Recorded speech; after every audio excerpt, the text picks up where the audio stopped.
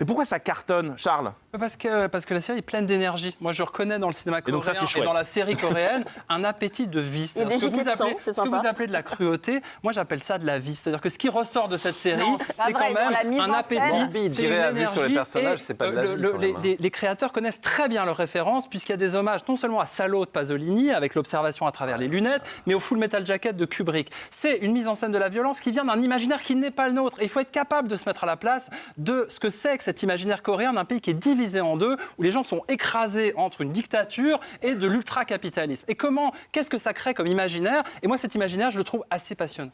On est d'accord que cette série devient un phénomène, que tout le monde veut s'habiller en Squid Game, qu'on parle même d'une sorte d'avènement des Squid Game dans les cours de récré. Alors là, ça devient carrément flippant. Est-ce qu'il n'y a pas un problème, justement, de positionnement et de rendre ça sexy et rigolo? L'auteur a une histoire à raconter, quelle que soit la dégueulasserie de son histoire, moi ça me gêne pas. Tant que c'est le point de vue d'un auteur, on la partage, on la partage pas.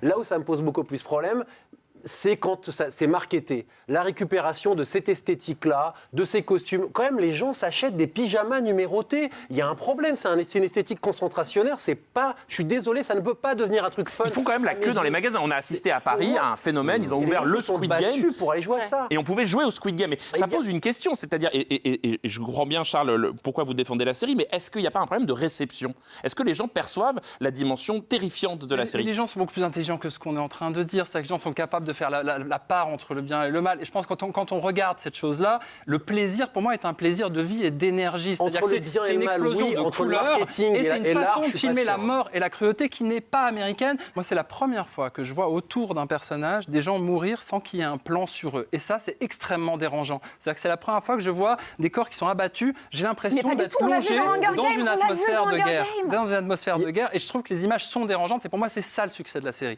C'est qu'elle crée un débat et c'est vivant. Ça n'est ni dégueulasse, ni sombre, c'est assez puissant, il faut le reconnaître.